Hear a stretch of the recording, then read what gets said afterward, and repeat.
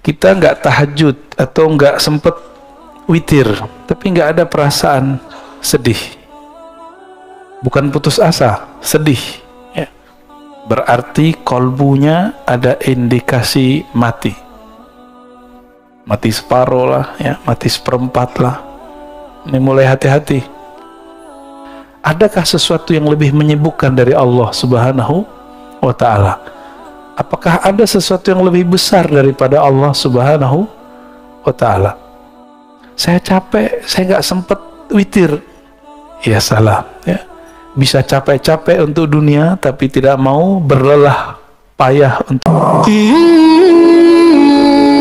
Assalamualaikum warahmatullahi wabarakatuh. Alhamdulillah Rabbil Alamin, wassalatu wassalamu ala sayyidil awwalin sayyidil akhirin Sayyidina Muhammad wa ala alihi wa ashabihi wa li baitihi wa zurriyatihi ajma'in. Amma ba'du. Allahumma bika asbahna wa bika amsayna wa bika nahya wa bika namut wa ilayka an-nushur. Bismillahilladzi la yadurru ma'a ismihi syai'un fil ardi wa la fis samaa'i was-sami'ul 'alim. بسم الله الذي لا يضر مع اسمه شيء في الأرض ولا في السماء وهو السميع العليم. بسم الله الذي لا يضر مع اسمه شيء في الأرض ولا في السماء وهو السميع العليم. نعوذ بكلمات الله التامات من شر ما خلق. نعوذ بكلمات الله التامات من شر ما خلق. نعوذ بكلمات الله التامات من شر ما خلق. اللهم نسألك خير هذا اليوم خير فيه خير بعده ونعوذ بك من شر هذا اليوم شر ما فيه شر بعده إنك أنت علام الغيوب. Amin ya rabbal alamin. Bapak Ibu, saudara sahabat yang karena Allah, insyaallah kita masuk ke kajian hikam.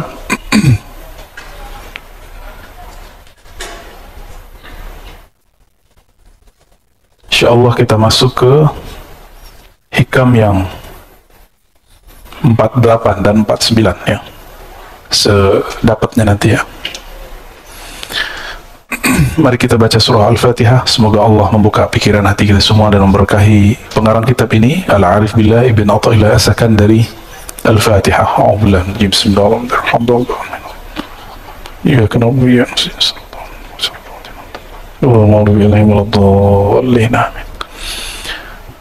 Beliau mengatakan min alamati mautil qalb. Tulisannya jelas ya. Min alamati mautil qalb. Yang ini dia, yang saya kasih bintang. Min, di antara alamat, tanda-tanda, alamat ini artinya tanda-tanda ya. Jadi udah jadi bahasa Indonesia. Kalau dalam bahasa Indonesia alamat tempat, alamat ini nih. Nah, jadi ada dua makna dalam bahasa kita. Alamat dari kata alam. Alam artinya tanda ya. Di antara tanda-tanda mautil qalb, matinya qalbu. Jadi kalau kita ditanya kapankah kita mengetahui qalbu ini mati, qalbu sudah mulai ada indikasi dia bakal mati. Jawaban beliau ada dua. Yang pertama, adamul huzni, tidak ada huzn. Masih ingat nama kitab La Tahzan? Nih, huzn, kata bendanya huzn. Tidak ada rasa sedih ala ma fataka minal muwafaqat, terhadap taat yang engkau luput mengerjakannya. Ala ma fataka, terhadap yang telah luput darimu minal muwafaqat, daripada ketaatan ya. Muwafaqat artinya ketaatan. Kita nggak tahajud atau nggak sempet witir, tapi nggak ada perasaan sedih, bukan putus asa, sedih ya. Berarti kolbunya ada indikasi mati, mati separuh lah ya, mati seperempat lah. Ini mulai hati-hati. Apalagi yang disebut muwafaqat. Tahajud itu taatnya badan, taat nafsiyah namanya. Muwafaqat ya, ada yang di badan, ada yang di akal. Kajian-kajian yang bermutu, kuliah-kuliah yang bermanfaat, itu amal juga, taat juga, tapi taat akliyah. Kita tidak mengikuti kajian-kajian bermutu, kuliah-kuliah yang bermanfaat, dan tidak merasa menyesal, nggak merasa sedih, berarti akalnya mati, gitu, ya. Malam tadi witir nggak? Witir itu kalau di thariqat saya wajib, bukan fardu, wajib. Jadi saya membedakan fardu dengan wajib. Fardu 5 waktu. Kenapa disebut wajib? Karena Nabi SAW idza tarakahu qadah. Nabi jika meninggalkannya, Nabi mengqadanya, dan mengqadanya lebih serius daripada salat-salat yang lain. Kalau salat yang lain itu masih ada opsi-opsi dari beliau. Dan wajib ini juga bisa diartikan sesuatu yang didisiplinkan. Jadi Nabi mengqada amal-amal sunnah yang sudah dibiasakan. Zikir pagi petang ketinggalan sama kita, diqada nggak? Nah, zikir pagi petang ini sebenarnya ada tipsnya kalau kita lagi sibuk. Zikir pagi petang itu yang inti adalah subhanallah, alhamdulillah, la ilaha illallah, Allahu akbar, la haula wala quwata illa billah, salawat 100, semuanya 100. Antum lagi sibuk 10-10. Sibuk juga, yaudah satu napas deh baca 7 kali, ya. Subhanallah, alhamdulillah, la ilaha illallah. Yang penting ada zikirnya pagi sore, pagi sore, pagi sore. Tapi kita sesibuk apa sih? Hah? Kayaknya punya kesibukan apa gitu? Adakah sesuatu yang lebih menyibukkan dari Allah Subhanahu wa Ta'ala? Apakah ada sesuatu yang lebih besar daripada Allah Subhanahu wa Ta'ala? Saya capek, saya nggak sempat witir. Ya salah, ya. Bisa capek-capek untuk dunia, tapi tidak mau berlelah payah untuk akhirat. Wajar kalau nanti di akhirat jadi miskin, karena di dunia tidak mau kerja keras untuk akhirat. Orang yang malas-malas waktu mudanya, tuanya gimana? Ya kismin, susah nanti, menyusahkan orang dia nanti. Orang-orang yang tidak belajar di masa mudanya, tuanya dia juga nyusahin orang alim. Tapi orang alim ini senang disusahin, ya. Seperti orang tua senang kalau anaknya manja, selama dia masih sanggup. Tapi apakah itu berlanjut terus? Maka wajar Al-Quran itu nggak bicara ibtaghi minad dunya, ibtaghi dunya, enggak, cari dunia, nggak ada ayatnya. Yang ada cuma ibtaghi fima atakallahu daral akhirah. Yang kamu cari akhirat, yang kamu berlelah, bersusah payah itu akhirat. Maka temukanlah akhirat kita di dalam pekerjaan. Saya sering menyebutkan, Bapak Ibu, temukan akhirat di dalamnya. Ada akhirat di dalam kerja kita. Entahmu di dunia, jangan kamu lupa nasib. Nasib bahasa Arab artinya jatah. Al-Quran cuma mengatakan jangan lupa, bukan berarti 50-50. Ini banyak juga ustadz nih nggak ngerti bahasa Arab, coba-coba nafsir. Ini dalil 50% akhirat, 50% dunia. Itu mentafsir dengan hawa nafsu. Dalam Al-Quran, siapa yang mentafsir birra'yihi falitabawwa maq'adahu minan nar, yang mentafsir sesuai dengan ra'yunya, hawa nafsunya, maka siap-siap tempat duduknya dari neraka, ya, dari api. Hawa nafsu itu bisa hawa nafsu diri, hawa nafsu kelompok. Ini hati-hati nih. Ini hari tanggal berapa? Ini banyak juga orang lagi rame nih, ya. Saya sudah jelaskan di banyak kesempatan, dan saya nggak mengulang di sini, ya. Dan nanti jangan ditanyain nih Pak Mirwan, ya.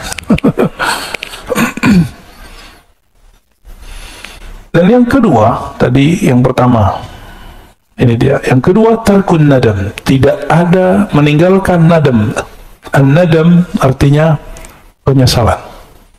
Ala ma fa'altahu min wujudiz zallat. Terhadap yang engkau lakukan dari zallat. Seperti zallat, ketergelinciran dalam dosa. Ada perasaan nyesel gak dengan masa lalu? Kalau ada, berarti kolbunya masih sehat, ya. Semua kita punya masa lalu. Gak usah disebut-sebut ke orang, gak usah diceritain ke siapa saja, cukup kisahkan itu kepada Allah. Yani ketika Nabi SAW mengatakan an-nadamu taubah, menyesal itu tobat. Jadi ruh dari tobat itu ada penyesalan. Ini bedanya dengan istighfar. Istighfar itu cuma minta dihapus. Tapi kalau taubah ada rasa menyesal. Jadi kayak kolbu kita remuk gitu rasanya. Kalau ingat, kolbu yang keras langsung menjadi pecah. Air mata pun bisa mengalir. Air bulu roma pun berdiri kalau ingat. Oleh karena itu, dalam latihan zikir kami, biasanya sebelum zikir kita cek kolbu itu pakai taubat. Jadi ntar diajak yang hadir zikir itu, ayo kita istighfar. Jika kolbunya tersentuh oleh istighfar, berarti kolbunya masih sehat. Kalau enggak, berarti ada masalah. Istighfar ini juga harus spesifik. Jangan doa doang yang spesifik.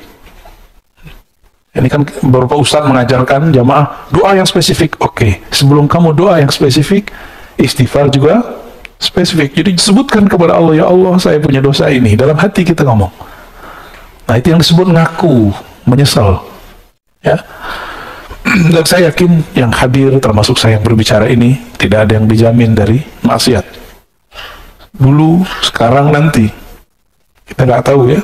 Oleh karena itu, buang-buang jauh rasa diri ini suci. Berarti kalau begini, orang-orang yang merasa sok suci, itu kolbunya mati, walaupun zahirnya taat. Orang yang merasa sok suci. Siapa lagi? Orang yang merasa paling benar. Orang yang merasa paling benar tidak akan pernah menyesali perbuatannya. Benar gak? Nah, ini sisi lain. Kalau tadi dosa zahir, sekarang dosa intelektual, dosa spiritual. Salah satu dosa spiritual, indikator kolbunya mati, dia tidak pernah menyesali pemikirannya, tidak pernah insaf, tidak pernah mundur, merevisi kata-katanya.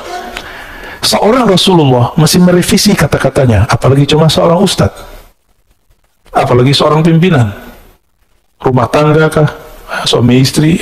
Kita harus membuang ego itu. Jangan sok perfeksionis mengatakan, saya kalau begini, begini. Itu namanya keras hati, bukan pendirian. Kalau jelas salah, katakan salah. Oh, berarti saya salah. Kok kolbu susah untuk mundur? Barangkali kita kurang mencahayai kolbu dengan nama Allah Al-Latif. Maka saya menyarankan diri saya sendiri dan antum semua, baca nama Allah Ya Latif. Imamuna Abdul Hasan Asy-Syadzili menganjurkan baca Ya Latif, ya. Ya Latif itu 129 baru ada efeknya. Ya Latif, Ya Latif, Ya Latif, wahai yang maha lembut, wahai yang maha halus. Mata dipejam, dipanggil Allah dengan hati, dan rasakan kolbu kita akan lama lembut, lembut, lembut, lembut, ya. Nanti antum akan gampang minta maaf. Jadi orang yang susah minta maaf tuh Ya Latifnya kurang, ya. Ini biasanya nih ibu-ibu ya selalu bener ya, kata bapak-bapak. Tapi saya ketemu kok perempuan yang gampang minta maaf. Tapi kalau kata kawan kita, keluar loh sama perempuan. Tapi itu bukan diskredit perempuan ya. Mungkin perempuan ini terlalu halus. Wallahu a'lam bishawab. Nah, tapi Allah yang lebih halus, yang maha halus pun menyebut dirinya afuwun, ghafurun, ghafarun. Ghafurun, ghafarun. Allah menyebut dirinya afu, maha pemaaf. Kenapa kita gak pemaaf? Saya heran ada tokoh agama ngomong, kalau kita disakiti, kita balas lebih jahat lagi. Kalau ada orang berbuat baik, kita balas lebih baik. Itu setan ngomong begitu. Separuh benar, separuh salah. Kalau ada orang menyakiti, tidak balas menyakiti, itu baru waliullah. Ya, kita dihujat gak balas menghujat, ente wali. Wali Allah kan la yakhafuna laumata laim. Dia tidak takut cacian orang yang mencaci, karena dia sibuk kolbunya dengan Allah. Mau orang caci maki, mau orang puji, kolbunya sibuk dengan Allah Subhanahu wa ta'ala. Ketika ada orang memujinya, dia memulangkannya kepada Allah. Jika ada orang mengkritiknya, mencacinya, maka dia pulangkan ke dirinya. Oh, mungkin aku yang buruk ya Allah, mungkin ini teguran darimu.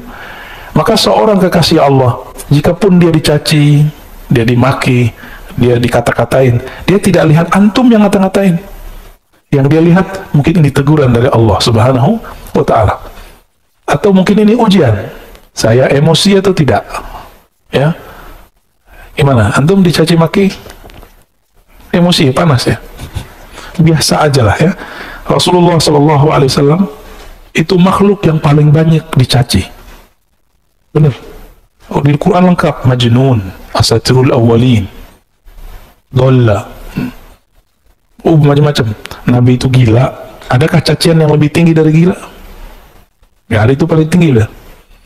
agak rendah dikit, asatir awwalin, suka mendongeng. Rasulullah ini suka membawa kisah-kisah masa lalu. Bahkan itu menjadi perintah di Quran. Ya, waqsusil qasasa. Bagi mereka ini dianggap sebagai dongeng. Dongeng apa lagi nih, gitu ya. Terus kalimat berikut, la ya'zum az-zanbu 'indaka 'azmatan tasudduka an husnil dhanni billah. Nah, ini beliau lagi ngasih harapannya. La ya'zum az-zanb, tidaklah dosa itu jadi besar. 'azmatan, benar-benar besar, tasudduka an husnil dhanni billah, jika engkau menghadapkannya dengan husnuzan kepada Allah Subhanahu wa ta'ala. Fa inna man 'arafa rabbahu istasghara fi janbi karamihi dzanbah. Orang-orang yang kenal Allah, maka di sisi Allah dosanya jadi kecil. Ini ilustrasinya gini. Kalau kita punya cucu, punya anak, punya saudara, punya teman, nyenggol di jalan atau jatuhin gelas di rumah, dia tamu kita, tamu teman lama atau anak sendiri, jatuh gelas, digambar nggak? Minta ganti nggak? Anak sendiri atau teman dekat, tamu. Tapi kalau bapak lagi masuk ke resto, ibu lagi masuk ke resto, mecahin gelas, ganti nggak? Karena nggak kenal, transaksinya saya beli, ya saya bayar, saya jual, gitu. Gak kenal, coba kalau kenal, digratisin nggak? Gratisin. Beberapa kali kita makan di mana digratisin. Pas mau bayar, udah yang bayar pak. Ternyata sohibnya, ya. Ternyata sohibnya di samping kita nggak kenal, tapi dia kenal sama teman-teman saya. Kita jadi bayar. Enak, tapi jadi nggak enakan. Mau datang lagi, wah nggak bayar nih. Jika kita kenal seseorang, dia berbuat salah, kita maafkan. Jika kita hubungannya, kita penjual, dia pembeli, kita gratiskan. Kalau antum kenal Allah, surga Allah nggak jual, Allah kasih. Tapi orang yang tidak kenal Allah, dia memikirkan, dia membayangkan bahwa dia sedang beli surga. Ya, antum mau beli surga dengan salat subuh tadi yang nggak khusyuk itu, ya, dengan zikir-zikir yang kacau balau itu, dengan tahajud yang tidak disiplin, mau beli surga, yakin? Dengan sedekah yang terbersih, ingin ditambahkan 70 kali 700, sholawat pengen beli mobil, yang kayak gitu mau beli surga. Ngaca dulu kita ya. Kita ini selalu berpikir kepada Allah itu transaksional. Betul, Allah itu kadang-kadang berbicara kepada hamba dengan cara transaksi. Hal adullukum ala tijaratin tunjikum min adzabin alim. Tapi ini bukan tijarah bisnis antara makhluk dengan makhluk. Ini kita dengan Khalik. Maka kata tijarah di situ jangan diartikan bisnis, jangan diartikan transaksi. Saya beli surgamu ya Allah dengan sholat. Ngaca dulu. Kita bisa tahajud karena Allah yang membangunkan. Bener nggak? Bener. Atau antum bangun sendiri? Cobain aja alarm 10 kali. Kalau Allah bilang nggak bangun, nggak bangun. Bener? Beberapa kali kita begitu. Nabi SAW sendiri pun tidak memiliki dirinya. Ketika beliau katakan kepada Bilal, "Hai Bilal, tolong jaga." Bilal mengatakan, "Siap." Karena ini lagi di luar, lagi habis perang. Lupa mengatakan insya Allah. Tertidurlah Nabi dan para sahabat. Bilal tertidur ketika bersandar dengan tongkatnya. Nah, itu Rasulullah. Rasulullah aja nggak bisa ngelawan. Nah, ini juga bukan menghibur antum yang tiap hari telat bangun ya, jangan salah paham. Enak amat. Ini kata kunci. Man arafa rabbahu, siapa yang kenal Allah, maka istasghara, menjadi kecil di sisi karamih. Ada kata kuncinya, karam, kemuliaan, kemurahannya. Karena Allah ini pemurah, Allah ini kaya, maka kesalahan kita dianggap tidak salah. Tapi kenal dulu. Ada orang gak percaya kalau kita ingat Allah, Allah ingat kita. Kalau kita salawat ke Nabi, Nabi kenal kita. Ada yang gak percaya pak? Ya, aliran macam apa itu? Kolbunya sejahil apa itu? Nabi mengatakan, Man shalla alayya sallallahu alaihi asyara marrat. Yang salawat kepadaku sekali, Allah bersalawat kepadanya 10 kali. Orang yang mengucapkan salam kepada Nabi, Nabi mengatakan, raddallahu alayya ruhi, Allah kembalikan rohku. Fa'arudda hatta arudda alaihi salam. Selalu aku membalas salamnya. Berarti Nabi kenal gak? Nabi kenal. Dalam hadis yang sahih riwayat Imam Bukhari, ya, bahwa Nabi SAW mengatakan, inna a'mal ummati uridat alayya, atau uridat alayya a'mal ummati, amal umatku ditunjukkan kepadaku. Nabi kenal sama kita. Ada seorang sahabat yang sirru Rasulullah, sirnya Nabi, ketemu dengan sahabat lain. Begitu juga Salman ketemu sahabat yang lain, dan mereka kenal padahal belum pernah ketemu. Apa kata sahabat nih? Arafa ruhi ruhak, rohku kenal rohmu. Jadi sahabat-sahabat udah bicara ilmu roh dulu. Kita yang udah telat, ya. Sampai sekarang orang masih bertanya, wah, Nabi aja nggak dikasih kok tentang ilmu roh. Itu salah tafsir. Yang tidak diberi itu ahli kitab. Coba perhatikan. Yas'alunaka anir ruh. Mereka bertanya kepadamu mengenai hakikat alif lam ar-ruh. Ya. Lalu ada lafaznya, wa ma utitum minal ilmi illa qalila. Tidaklah kamu diberi. Siapa kamu? Antum. Antum itu yang nanya tadi siapa? Ahli kitab Yahudi. Tidaklah kamu wahai Yahudi diberikan ilmu ini kecuali sedikit. Maka sampai hari ini Yahudi pasti mencari orang yang bisa mengurai ilmu ruh. Jika ketemu bukan bagian dari mereka, bunuh. Musuhi, serang. Begitu. Diserangnya bagaimana? Oh, sekarang cara mereka menyerang pakai orang dalam. Ustadz lawan ustadz, kiai lawan kiai. Bukan wali lawan wali, Pak. Wali setan lawan wali Allah, ya. Ya. Kalau wali Allah nggak mungkin perang dengan sesama wali Allah. Sayyidina Umar dilaporkan oleh orang bahwa ada sahabat Rasulullah Ahlul Badar mabuk-mabuk. Udah dijilid itu dipukul. Terus orang ini mengatakan, yang lapor, wahai Umar, ya Amirul Mukminin, laknat saja dia. Kata Umar, ente boleh hukum dia secara fisik, tapi tidak boleh melaknatnya. Fa innahu yuhibbullaha wa rasulah. Dia sangat cinta kepada Allah dan Rasulnya. Jadi Umar membedakan hukum zahir dengan hukum batin. Hukum zahirnya kalau dia salah dihukum, diiqab, kena sanksi. Tapi batinnya kita nggak boleh main. Batinnya urusan dia. Umar ngerti. Apa kata Umar? Hati dia cinta kepada Allah dan Rasulnya. Yang laporin ini yang masalah nih, hatinya nggak hidup ini. Fa inna man arafa rabbahu, ya, siapa yang kenal Allah, istasghara, maka di sisi Allah menjadi kecil lah zanbah, dosa-dosanya. Maka ada ungkapan dalam sebuah riwayat, man nazarallahu ilaih lam yu'azibhu abadan. Siapa yang Allah pandang dia sekali saja dengan rahmatnya, maka Allah tidak akan menyiksanya selama-lamanya. Maka orang-orang Ahlul Badar ini kan dipandang Allah sekali waktu Badar. Allah tidak akan pernah menyiksanya.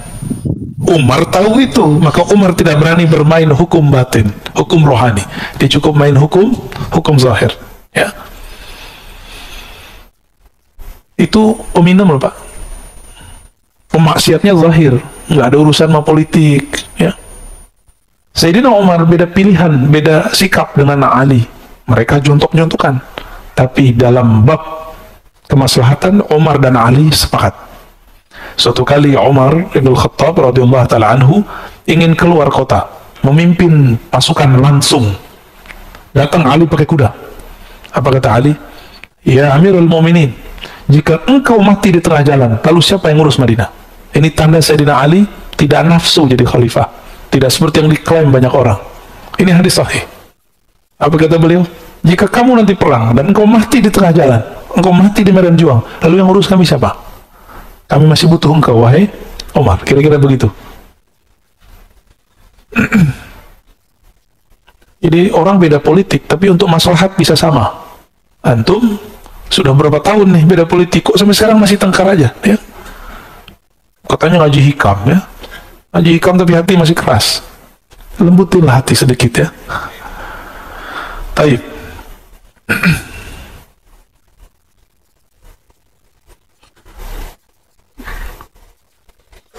Nomor 50 ya. La saghirata, tidaklah dianggap dosa itu kecil, idza qabalaka adluh, jika engkau datang kepada Allah lalu dia menuntutmu dengan keadilannya. Jadi jangan pernah minta keadilan Allah. Ini kayaknya ada yang minta-minta keadilan Allah ya. Ada yang berani minta keadilan Allah? La saghirata, tidak disebut dosa kecil jika Allah menanggapimu dengan keadilannya. Jadi jangan pernah mengatakan Allah nggak adil nih. Jangan pernah ngomong gitu. Kok kita yang kena corona? Kok zaman kita yang kena corona? Gitu. Jangan ngomong gitu ya. Orang yang berbicara seperti itu berarti nggak kenal Allah. Bahwa Allah itu sudah banyak memberi rahmat untuk kita. Allah itu sudah banyak maafin kita, Pak. Di zaman dulu satu dosa itu langsung diikop. Sekarang udah berapa kali dosa kita lakukan Allah nggak langsung ikop. Maka ini Allah kasih kesempatan supaya tidak mengulang kembali. Kalaupun terulang, balik aja lagi ya. Jangan kemudian putus asa. Nggak ada kata putus asa kepada Allah. Ini dia adil.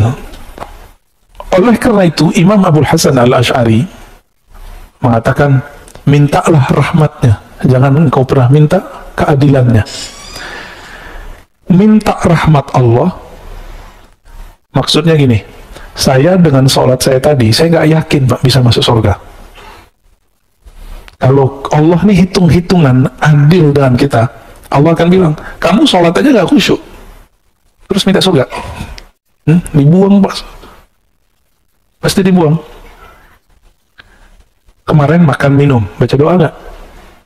Beneran? Lupa kan? Di awal di akhir. Tuh itu aja lupa. Allah itu pengen selalu diingat.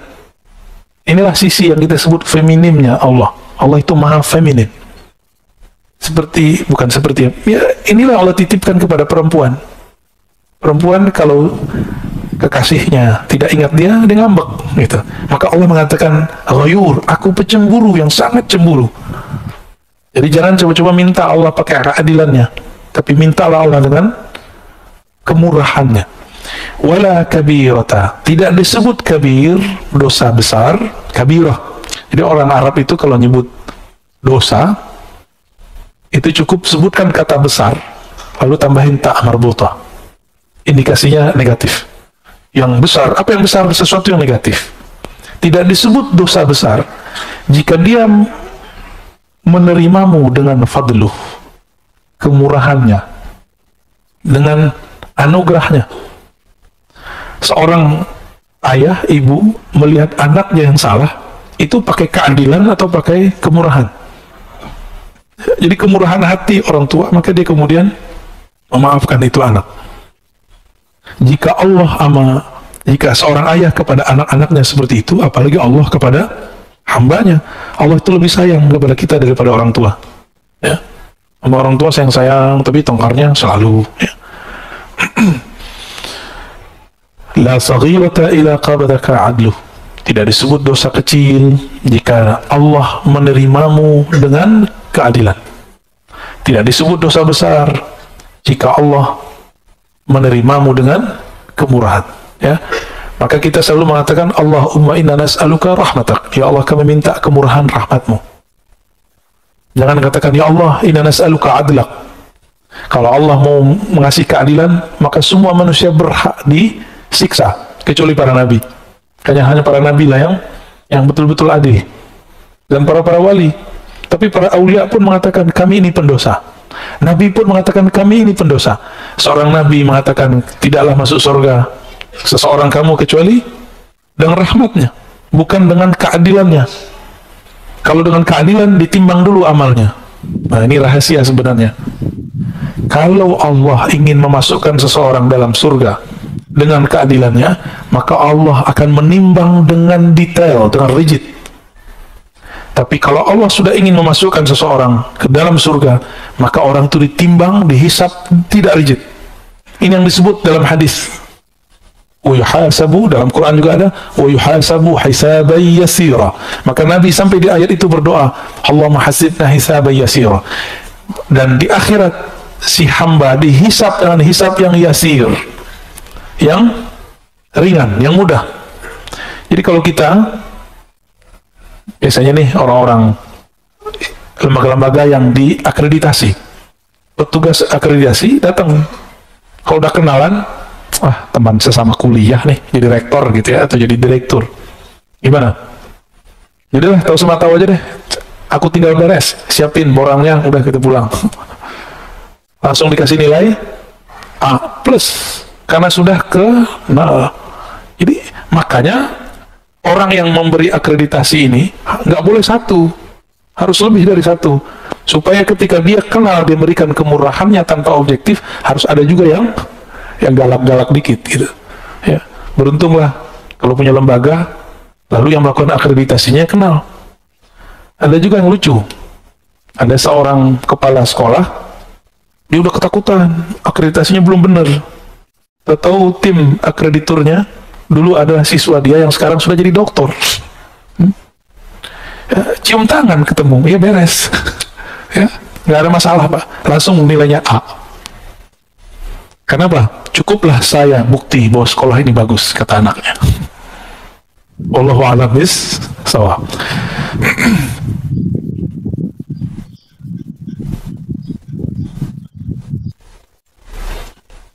Masih lanjut? Semangat amat ya. Oke, kita lanjut ya, 51. Ini kayaknya hikam terbanyak nih ya. La amala arjalil qulub min amalin yaghibu anka syuhudu. Nah, ini kayaknya salah ketik ya.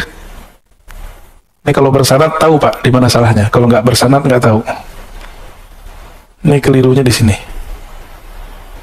Lil qabul. Ini bahasa Arabnya lil qabul. Kembali ke dia ya. Tidak adalah amalan yang diharapkan untuk lebih diterima. Qabul. Qabul bahasa Arab. Para masyayikh, para habaib kalau penutupan pengajian, penutupan doa, qabul gitu ya. Gabul. Kalau habaib hadrami ngomongin gabul. Kalau kiai-kiai yang fasih bahasa Arab, qabul diterima. Nggak tahu entah cocok logi entah apa, nasinya namanya kubuli. Ya, sepertinya cocok logi yang cocok ya. Tidak ada amalan yang lebih cepat diterima oleh Allah min amalin, melebihi satu amalan. Amalan yang mana? Yaghibu anka syuhudu.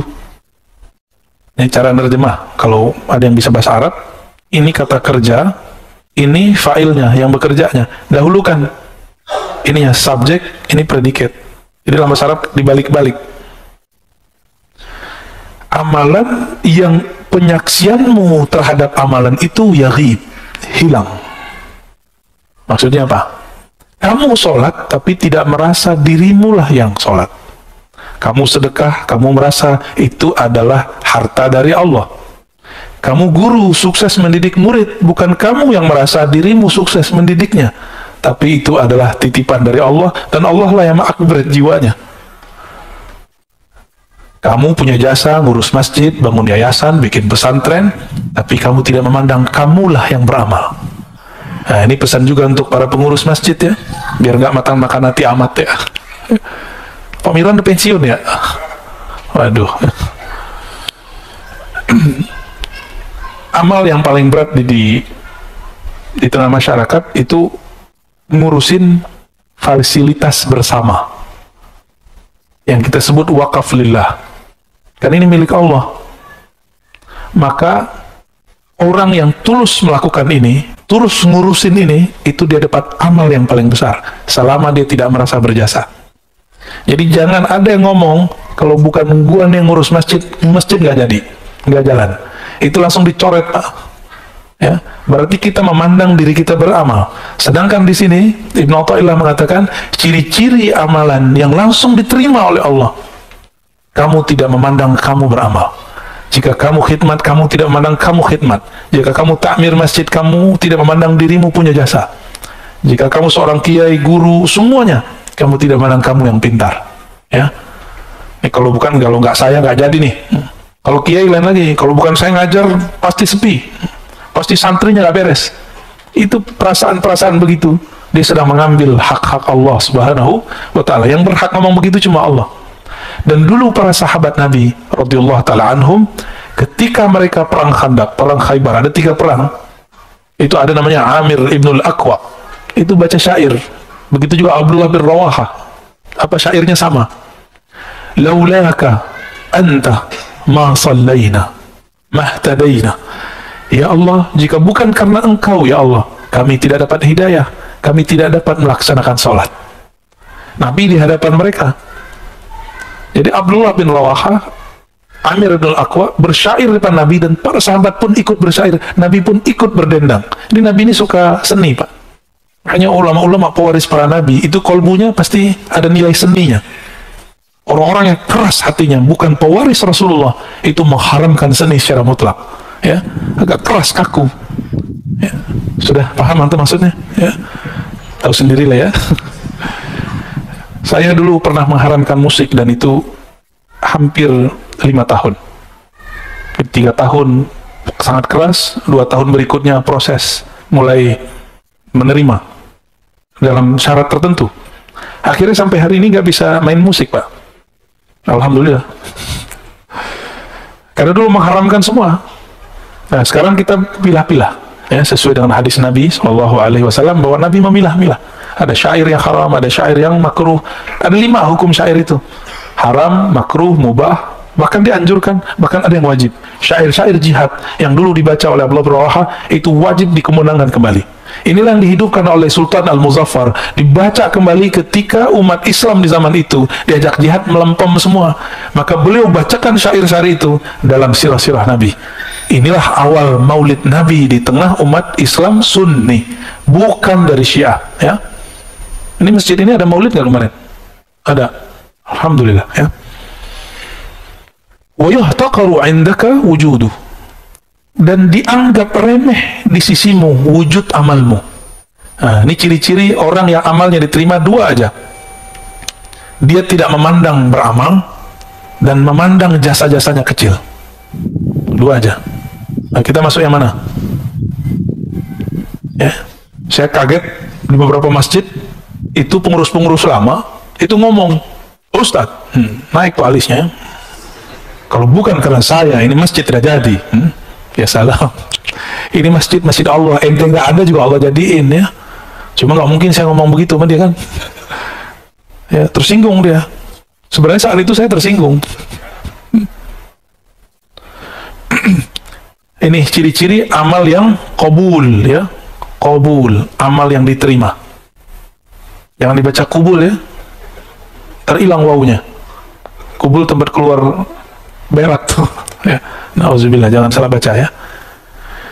Inilah yang disebut dalam ilmu ma'rifatullah fana fillah. Ya, orang sering nyebut fillah, bener gak? Gaya kayak ngerti aja ya. Sering nyebut begini gak? Fillah, lillah, billah. Kalau nggak ngerti gue jangan baca lah, malu kita. Ya, lillah aja gampang. Fillah jangan sebut. Fillah ini berat. Fillah itu dalilnya, wa man jahada fina lanahdiyannahum subulana. Siapa yang mujahadah fina, di dalam kami, itu maksudnya apa tuh? Dalam cinta kepada kami, menghilangkan dirinya dalam diri kami, menghilangkan sama basarnya dalam sama basar kami, menghilangkan amalnya dalam amal kami, perbuatannya dalam perbuatan kami. Allah masih nyebut kami loh di situ. Lanahdiyannahum subulana. Kami baru tunjukkan jalan-jalan, banyak jalan bukan satu, menuju kami. Ya, kalau syariat jalannya satu, tapi kalau jalan rohani, kalau sudah dibuka jalannya banyak. Itu sebabnya banyak thariqat. Kalau mazhab cuma 4 mazhab, syariatnya sama, cuma pemahaman yang beda. Tapi thariqah bisa banyak. Thariqah sufi, thariqah para aulia. Karena dalil tadi, lanahdiyannahum subulana. Ini pakai lam taukid dan nun taukid. Sungguh benar-benar kami akan tunjukkan jalan-jalan kami. Jadi banyak jalan menuju Allah. Siapa yang dia mendapatkan itu? Orang yang lebur, tidak memandang amalnya. Kita menyebutnya fana fillah. Fana, tenggelam, karam dalam Allah. Orang kalau sudah benar cintanya, egonya habis. Ini suami istri, mohon maaf ya yang sudah menikah. Antum belum benar-benar mencintai kekasih kalau masih merasa berjasa. Kalau masih butuh kata-kata terima kasih. Walaupun sehari-hari kita harus begitu. Kalau masih belum percaya dengan pasangan kita keluar, mulai ada kekhawatiran. Ntar dia digoda ini, ntar dia ngelirik ini. Berarti kita nggak ada percaya sama dia. Betul, jangan percaya sama pasangan. Percayalah dengan Tuhan dia. Maka kalau pasangan kita keluar, kita katakan, ya Allah, aku titipkan pasanganku kepadamu. Aku titipkan anak-anakku kepadamu. Aku titipkan, begitu. Guru dengan murid sama. Guru capek kalau semua urusan murid diurus sama dia. Urusan dunia akhiratnya lelah. Maka seorang guru nggak boleh juga jumawa, ya, nggak boleh juga merasa sok berjasa. Dia cukup katakan, ya Allah, hanya Engkau yang urus mereka. Bapak ini kan banyak pengalaman rohaninya, juga banyak bebal rohaninya, ya. Itu kalau satu-satu saya harus dengerin curhatnya, telinga saya hilang sebelah kali Pak, ya. Nggak mungkin. Maka Bapak curhatlah kepada Allah. Saya pun mendoakan semoga kita diterima oleh Allah Subhanahu wa Ta'ala. Udah syuruk Pak. Jadi ciri-ciri amal diterima apa? Jadi ilmu tasawuf, ilmu mengetahui amal diterima apa enggak. Nanti antum coba lihat. Barusan subuh merasa soleh nggak? Merasa dapat pahala dunia dan seisinya nggak dengan sholat sunat tadi? Aneh nggak yakin. Orang takbir aja nggak jelas, takbir aja ngantuk-ngantuk, ya. Baru ingatnya pas assalamualaikum, baru ngeh gitu. Jadi gerakan itu cuma karena sudah biasa. Jadi kayak orang silat, kalau sudah mulai takbir ngikutin aja. Ya. Begitu kita tidak kuat menahan gejolak pikiran itu kemana-mana, tanda bahwa kita ini tidak bisa menguasai diri sendiri. Terus antum menguasai orang lain, ya.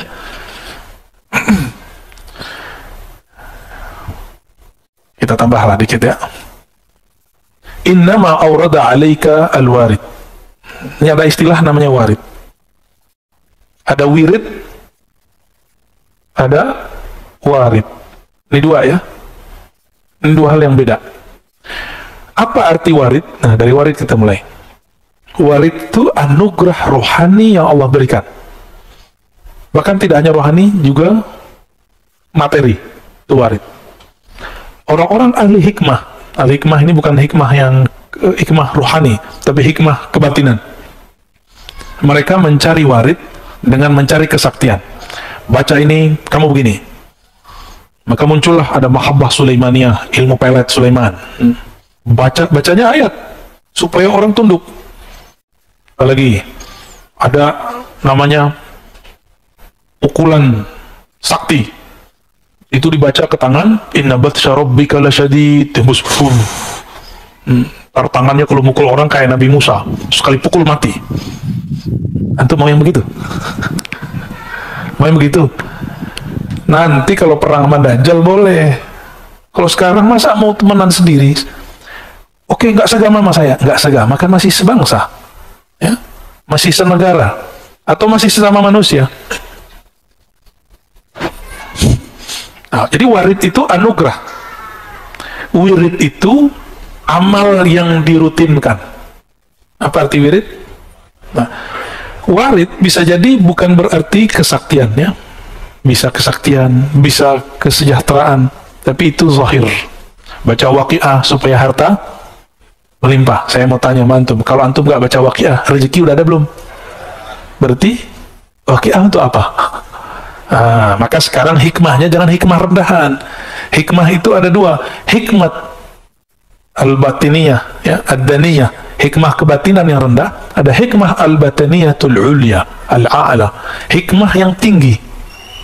Apa hikmah yang tinggi? Saya sadar tanpa saya baca waqiah pun Allah sudah kasih jatah rezeki. Lalu waqiah itu untuk apa? Ternyata waqiah itu diajarkan para ulama dari dulu. Di situ ada ayat-ayat tauhid tentang akhir zaman, tentang surga neraka. Lalu di situ ada tentang tauhid. Ada 4 pertanyaan. Paham di situ, orang akan mengerti hakikat rezekinya. Disitulah baru rezeki terasa lancar. Itu rahasia alwa ya. Arti wirid apa arti wirid tadi? Amalan yang sudah dirutinkan, diulang-ulang ya. Orang awam berpikir saya beramal lalu saya diberi anugerah, tapi orang yang kenal Allah berpikir anugerah itu turun sehingga saya dapat beramal. Beda. Karena ada anugerah nikmat batin dari Allah, nikmat Islam, iman, ihsan, kita bisa bangun dan kita bisa ngaji pada pagi ini. Benar. Jadi antum bisa bangun pagi ini itu karena 3 nikmat tadi, Islam, iman, ihsan. Kalau nggak ada nikmat ihsan nggak akan tahan ya. Bangun jam berapa tadi Pak? Ada yang jam 2, ada jam 3 ya. Yang ini tadi itu ngantuk-ngantuk itu. Jam 1 dia bangun tadi tuh. Mau nemenin saya jam 1 dia bangun. Paling jauh nih Pak, nggak tahu antum ada yang lebih jauh nggak? Bekasi. Hah? Bekasinya nggak tahu ujung kali ya. Jadi kita diberikan nikmat, dengan nikmat itu kita bisa taat. Ini rumus orang arif billah, orang kenal Allah. Tapi kalau orang jahil billah, dia taat, merasa taat, lalu dengan taat itu dia merasa dapat nikmat. Ini kalau saya nggak sholawat nih, masjid nggak rame. Ada yang ngomong gitu nggak? Ini pesantren kalau saya nggak baca Quran nih, nggak ada cahayanya. Cahaya itu turun dahulu ke dalam hatimu, baru kamu bisa baca Quran. Jangan dibalik. Karena nur itu jatuh ke dalam kolbumu, barulah kamu bisa bangun di pagi ini. Baru bisa kemudian mendengarkan taklim. Kira-kira seperti itu ya. Jadi jangan GR. Nah, maka dikatakan di sini, innama awrada alaikal warid. Allah memberikan warid litakuna bihi alaihi waridan, supaya kamu dengannya warid itu, dengan anugerah itu, alaihi terhadapnya waridan, datang. Ini waridan di sini artinya datang. Warid yang pertama artinya anugerah. Tuh beda, satu jumlah, satu kalimat, lafaznya sama, artinya beda. Nah, kalau nggak bersanad nggak bisa paham. Ya. Inilah nikmat bersanad. Kita bisa memahami sesuatu tanpa perlu keliru ya. Jadi warid yang pertama anugerah rohani. Warid yang kedua kamu datang kepada Allah SWT. Nah, tadi saya mengatakan apa? Karena nur itu turun kepada kita, kita bisa sholat tahajud. Bukan karena kita tahajud kita dapat nur, gitu ya. Nur apa yang ada di kolbu? Ternyata disebutkan di dalam surat At-Taghabun. Siapa yang percaya kepadanya, may yu'min billah, percaya aja sama Allah, Allah akan bimbing kolbunya. Bimbingan kalau nggak pakai cahaya nggak bisa ya. Allah kasih nur. Coba Bapak Ibu, kalau nggak ada cahaya bisa lihat nggak? Nah, cahaya batin itulah anugerah hidayah dari Allah Subhanahu wa ta'ala. Inilah nikmat yang mesti kita syukuri. Ini terakhir ya. Awrada alaikal warida, dia memberikan kepada kamu warid, liyatasallamaka min yadil aghyar, agar engkau selamat daripada gangguan selainnya, aghyar, waliharriraka min rikil athar, lalu membebaskan kamu, memerdekakan kamu dari penjara tawanan athar, alam semesta. Maksudnya gini, Allah itu berikan kamu anugerah rohani supaya tidak bergantung kepada guru, supaya nggak bergantung kepada obat, makanan. Kita tetap berguru, kita tetap minum obat, tapi yang kita minta kepada Allah hidayah. Ketika minum obat, gantungnya ke Allah. Apa yang kita gantungkan? Aku meminta kesembuhan darimu ya Allah. Sehingga nanti jika obat habis, nggak panik, karena kesembuhan dari. Sehingga jika guru mati wafat, innalillah wa inna ilaihi rajiun, nggak goyang ya. Maka saya mengajak kepada para guru, para kiai, para mursyid, para murabbi, jangan buat murid-murid itu bergantung kepada kita. Jangan buat murid-murid bergantung kepada sosok kita, tapi buatlah murid terlatih dengan amal-amal, amal fikriyah, amal fikrah, amal qalbiyah, amal qalbu, lalu amal badaniyah, amal badan. Syukur-syukur jika ada amal ruhiyah, ma'rifatullah. Jadi jangan bergantung kepada kiai, kepada guru. Guru manusia, jangankan guru, Rasulullah pun wafat, benar. Rasulullah udah wafat kan? Hanya Nabi Isa, Nabi Khidir, Nabi Ilyas yang masih hidup. Nabi Khalid itu dikubur, dia pesan, Nabi Khalid bin Sinan, ada Nabi Khalid bin Sinan. Beliau pesan kepada kaumnya, jika aku dikubur, tolong nanti digali lagi. Setelah kalian gali, aku akan hidup kembali. Jadi Nabi Khalid itu belum mati, Pak. Maka sekarang di alam barzakh, Nabi Khalid itu masih aktif. Ya. Begitu imam-imam kita menjelaskan, Ibn Arabi dan imam-imam yang lain. Nabi Khalid bin Sinan. Jadi masih ada nabi di alam. Nah, itulah yang diungkap dulu oleh Allah Yarham Al-Habib. Siapa yang baru meninggal itu, yang majzub juga, Ja'far Al-Kaf, ya. Antum percaya atau tidak, dia mengislamkan orang di dalam kubur. Itu ilmu asrarnya Sayyidina Khalid alaihi salam. Jadi kalau nggak lapor ke Sayyidina Khalid, nggak punya koneksi rohani kepada beliau, nggak akan bisa mengislamkan orang dalam kubur. Sulit dibayangkan pakai akal, karena ini bukan wilayah akal, ini wilayah rohani. Jadi jangan usah dipikirin ya. Banyak orang mikirin, akhirnya mereka nggak percaya dengan kajian kita. Apa kata mereka? Belum dengar utuh.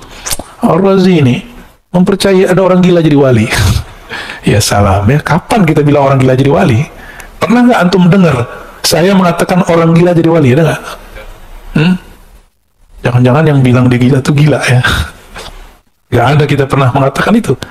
Kita mengatakan ada kekasih Allah, kolbunya bercahaya dengan cinta Allah, ketutuplah akalnya. Orang-orang melihat dia gila, dia bukanlah gila. Lalu siapa yang tahu dia bukan gila? Sesama wali, sesama kekasih-kekasih Allah atau murid-muridnya wali. Itu udah Allah yang atur memang ya. Habib Ja'far masih ingat nggak? Kalau baca Fatihah nggak jelas, Al-Fatihah itu orang kalau nggak ngerti, Pak. Ya, masa walinya aswaja begini nih ya. Nah, kira-kira begitu. Jadi semua yang kita lihat zahirnya belum tentu seperti yang terlihat. Banyak kok yang kelihatan baik, batinnya rusak. Banyak yang kelihatannya rusak, ternyata batinnya bagus. Mulailah semenjak hari ini, pagi ini, melatih sir rahasia di kolbu ini, memandang orang dengan kebaikan. Ya, untuk ada intel di sekitar kita itu, kita baik-baik aja sama mereka ya. Mereka kan intel itu manusia juga.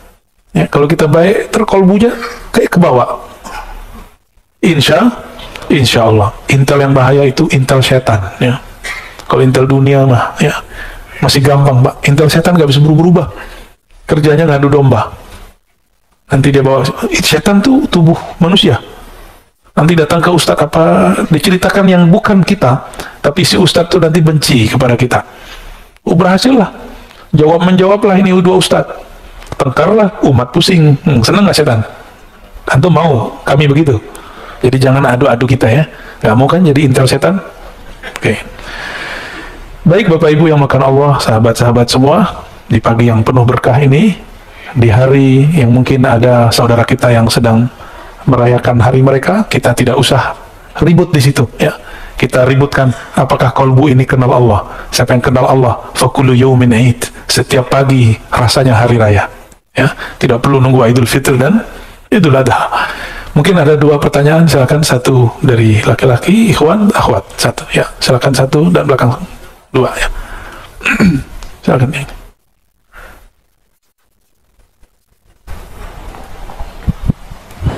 Bismillahirrahmanirrahim. Assalamualaikum warahmatullahi wabarakatuh. Assalamualaikum. Ini yang terakhir tadi menarik sekali Ustaz, bahwa mengislamkan seseorang di dalam kubur. Sementara kita tahu bahwa seseorang yang telah meninggal itu putus, kecuali ada tiga. Adalah amal yang mengalir, kemudian anak yang mendoakan, kemudian ilmu. Kemudian bagaimana caranya kita bisa mengislamkan seseorang di dalam kubur? Baik, Bapak masih pakai pikiran, Pak, pakai akal. Ya, ini ranahnya sudah ranah spiritual. Yang mati itu jasad. Jasad Bapak kalau mati, mati sudah. Tapi Bapak tunggu nanti. Kalau jasad ini mati, ruh Bapak masih hidup. Dan itu bisa koneksi sama saya, bisa koneksi sama orang. Kalau orangnya dia wali Allah, Bapak datang ke dia, dia ngerti.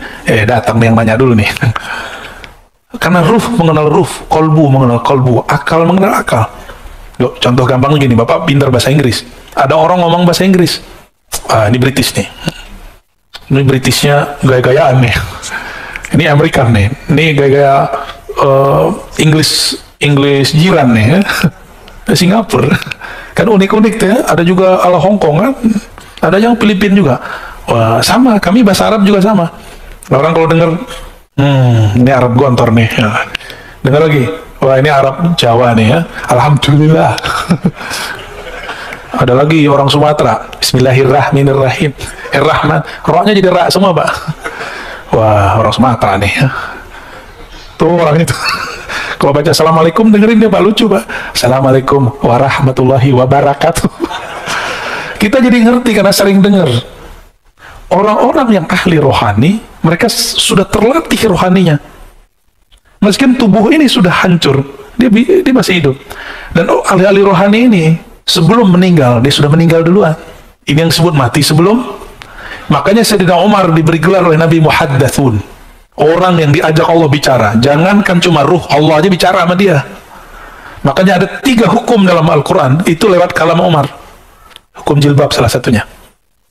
Dulu istri Nabi nggak pakai jilbab, nggak ada, rambut terbuka. Karena dulu yang pakai hijab itu adalah ahli kitab. Walaupun sekarang gereja-gereja sinagog udah nggak pakai hijab kecuali beberapa ortodoks, ya masih pakai hijab. Jadi kalau ada nih orang gereja, orang ortodoks menggunakan jilbab, bukan berarti mereka memasukkan agamanya supaya orang Betawi ikut mereka gitu, bukan ya? Karena itu gereja tuh, gereja Betawi. Emang ada dalam ajaran mereka, Pak. Duluan mereka kali yang pakai jilbab, pakai hijab. Maka kita lihat ada istilahnya Pak, suster gitu ya. Itu. Ahli rohani jika mereka sudah terlatih. Ya di sini ruhnya sudah bisa kemana-mana Pak. Ya Rasulullah. Gak usah Rasulullah lagi deh, Umar aja deh. Umar lagi khutbah, dia kirim panglima Syariah di Irak, 2 bulan perjalanan, suaranya kedengeran sampai ke sana. Karena si Syariah juga seorang wali, kata Umar, ya Syariah al-Jabal, wahai Syariah, naik ke gunung. Umar nggak pakai satelit, tapi dia tahu di belakang bukit ada musuh. Kalau si Syariah ini jalan biasa aja, pasti disergap, maka naik. Ini adalah teknik saingannya Umar, namanya Khalid. Khalid bin Walid ini kan Umar kedua. Jadi kecerdasannya hampir sama. Khalid bin Walid untuk mengalahkan umat Islam waktu perang Uhud pakai teknik itu, naik ke atas. Maka Umar mengatakan, ya Syariah al-Jabal, kedengeran Pak, itu telinga ini mungkin nggak dengar. Orang di sudut sana, saya udah nggak dengar ngomong apa. Tapi Bapak berbesit di hati, sampai ke hati saya. Kalau hati saya benar. Ya, kalau hati saya benar Pak, kalau hatinya lagi galau ya sama-sama gelap. Mengislamkan, nah ini kata mengislam di situ tidak boleh juga diartikan secara harfiah, bisa berarti mendoakan.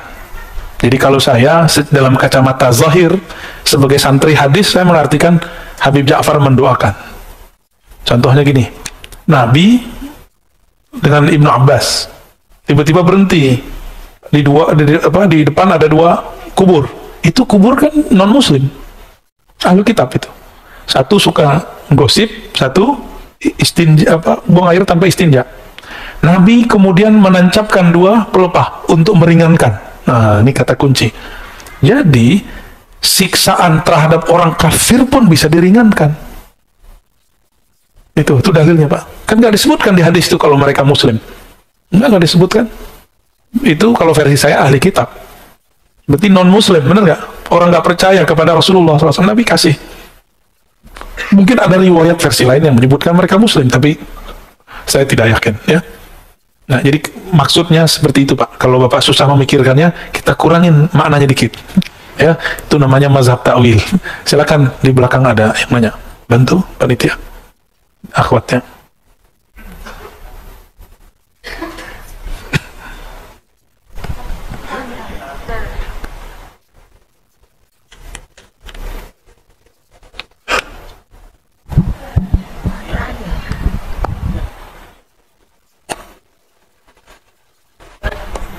Assalamualaikum warahmatullahi wabarakatuh. Waalaikumsalam warahmatullahi wabarakatuh. Terima kasih yang diberi kesempatan kepada saya. Alhamdulillah.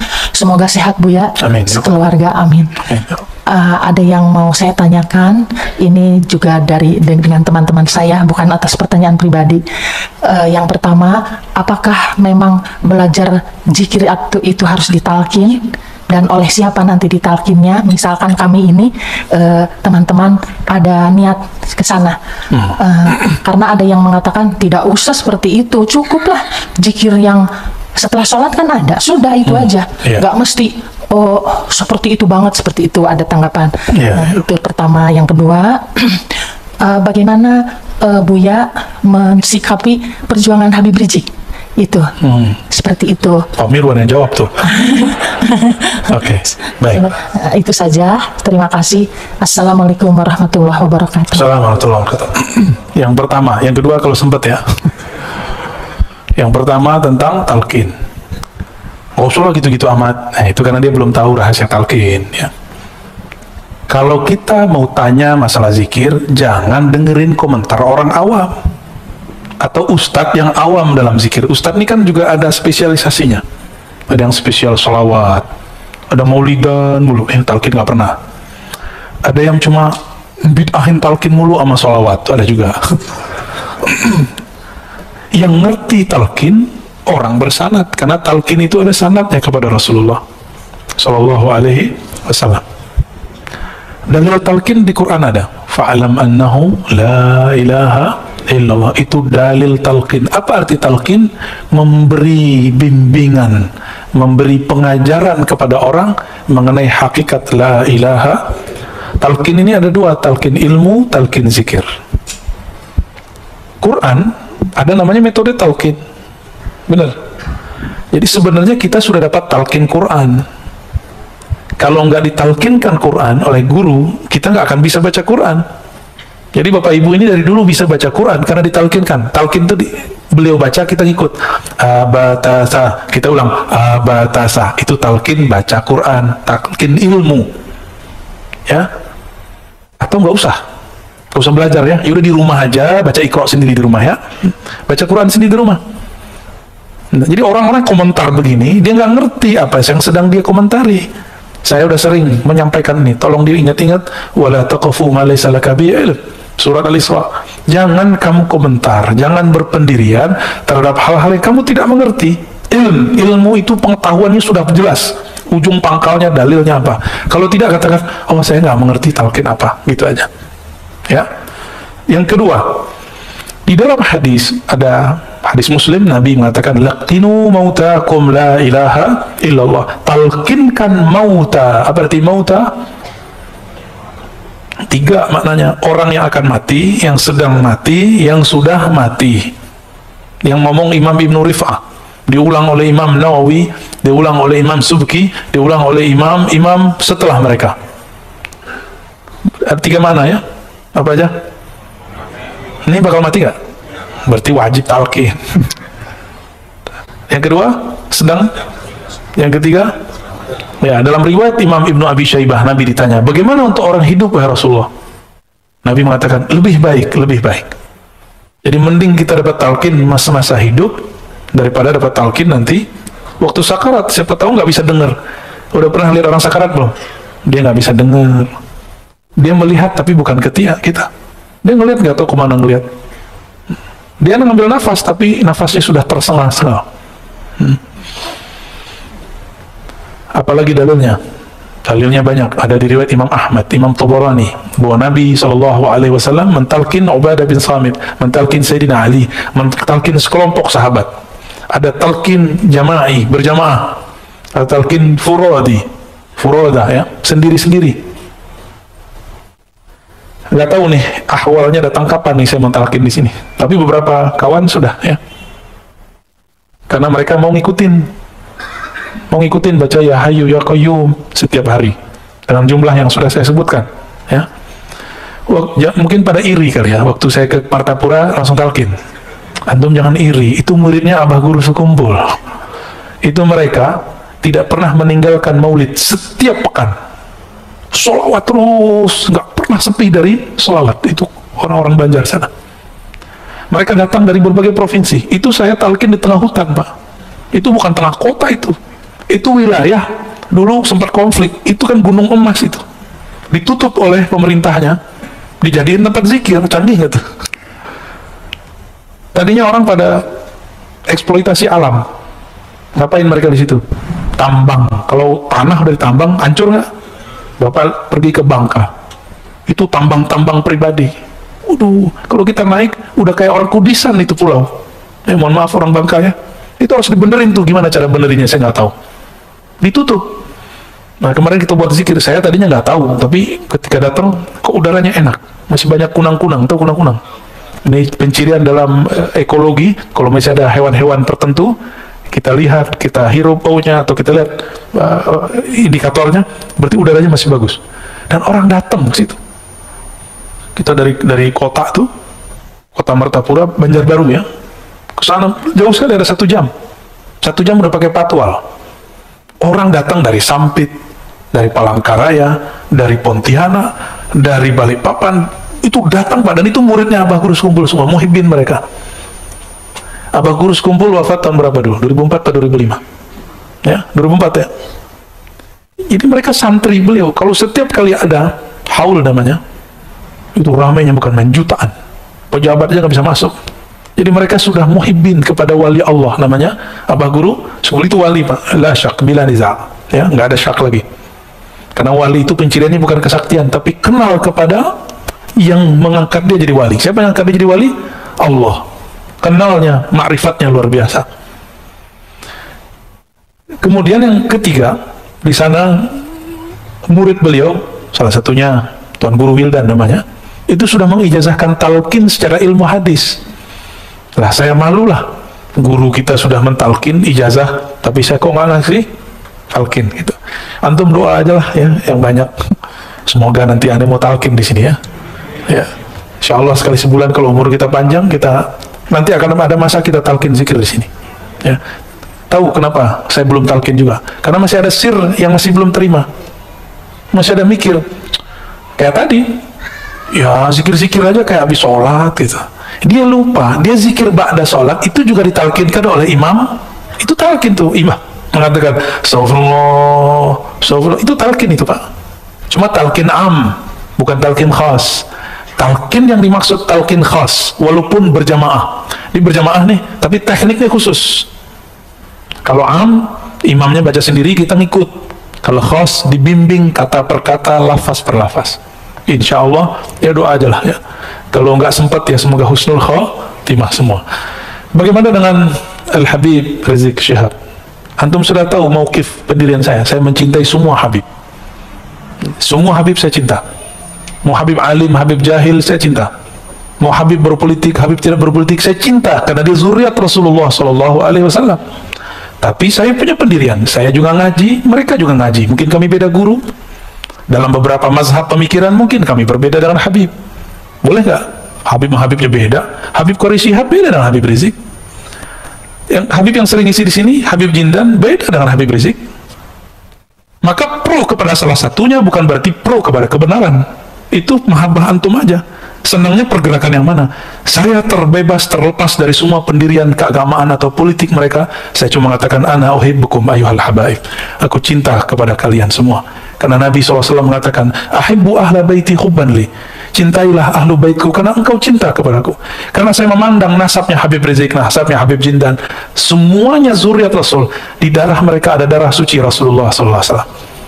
Karena hormat kepada darah mereka, nasab mereka, maka kita cinta kepada mereka.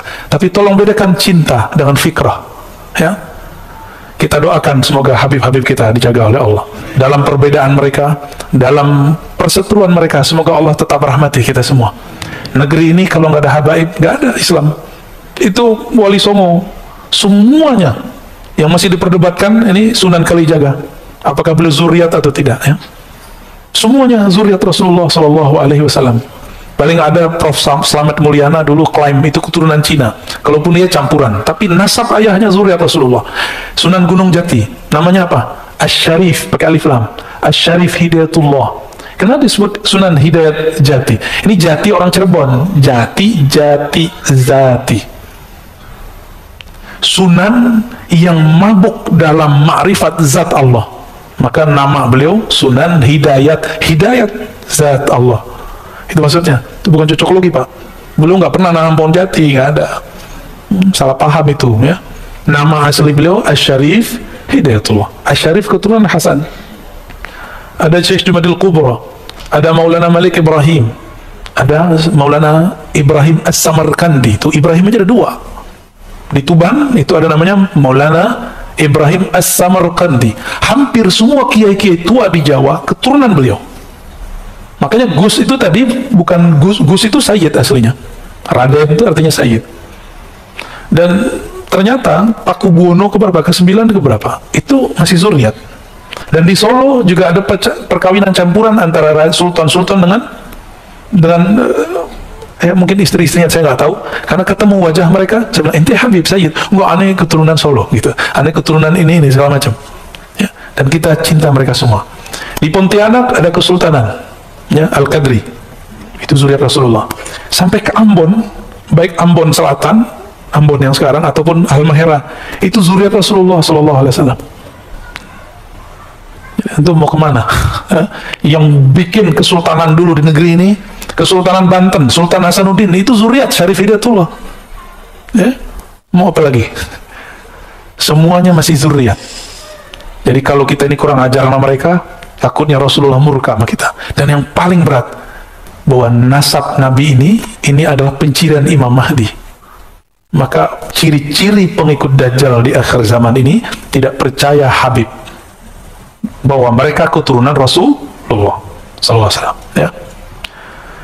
Maka antum yang cinta dengan Habib Rizik, saya juga cinta Habib Rizik. Antum yang cinta Habib Jindan, saya juga cinta Habib Jindan. Apalagi guru-guru mereka, Al-Habib Omar ya, ada di Jawa Timur Habib Taufik. Tapi saya juga cinta dengan Habib Quraisy Shihab ya. Terus tiba-tiba orang kayak antum yang nggak kuliah S1, S2, S3 tafsir seperti beliau berani mengomentari tafsirnya, ngaca dulu. Yang paling lucu LC baru S1 berani komentarin profesor doktor.